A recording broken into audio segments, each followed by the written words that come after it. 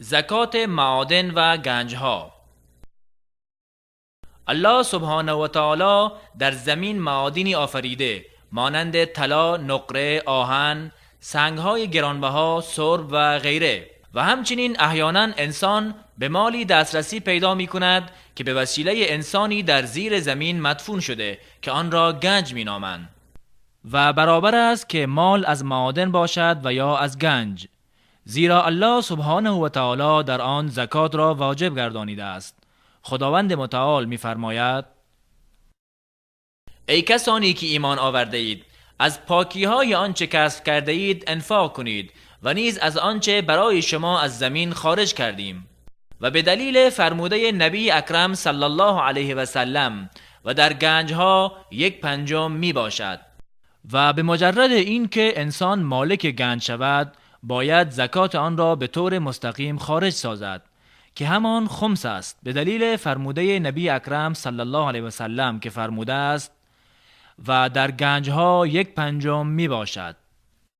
زکات نقدین و غرض از نقدین طلا و نقره و آنچه که قائم مقام آنها از ارزهای کاغذی رایج امروز می باشد، و علما بیان کردند که زکات نقدین واجب است به دلیل فرموده خداوند متعال که فرمود: و کسانی که طلا و نقره را می اندوزند و گنجینه می کنند و در راه الله انفاق نمی کنند، پس آنها را به عذابی دردناک بشارت ده.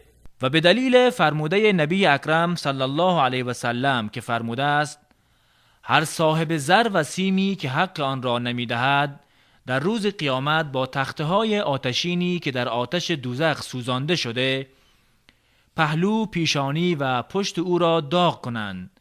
هر زمانی که سرد شود بار دیگر اعاده می شود، در روزی که برابر 50,000 سال است، تا اینکه میان بندگان قضاوت شود تا راه خود را ببینند که یا به سوی بهشت و یا به سوی دوزخ باز شده است.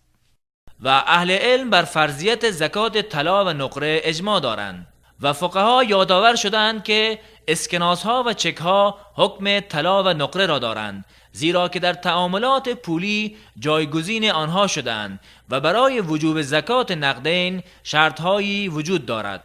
باید به طور کامل در ملکیت صاحبش باشد و 1 سال کامل هجری قمری بر آن سپری شود و نیز به نصاب رسیده باشد. و علما نصاب طلا را 20 دینار دانستند که 85 گرم می شود، زیرا که دینار طلایی مساوی 4 گرم و ربع می باشد. اما نصاب نقره 200 درهم یا 595 گرم است، زیرا 1 درهم نقره‌ای برابر است با 2,975 گرم.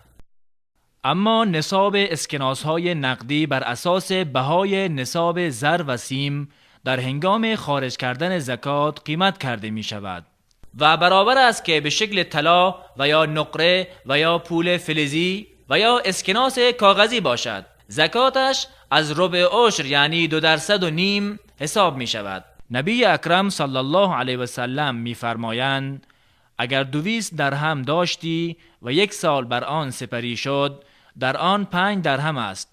در طلا تا به 20 دینار نرسد چیزی نیست. هرگاه صاحب 20 دینار شدی و 1 سال بر آن سپری شد، در آن نیم دینار است. هرچه اضافه شد به همین حساب می باشد. و اگر کسی مالک طلا و نقره بود ولی هر یک از آنها به نصاب نمی رسید، رأی راجح آن است که در آن زکات نیست. از طلا به تنهایی زکات می دهد و از نقره نیز مانند آن. برای تکمیل نصاب یکی با دیگری یک جا نمی شود، زیرا که 2 جنس مختلف می باشند. هیچ دلیلی برای یک جا کردن یکی با دیگری به خاطر تکمیل نصاب نیامده است.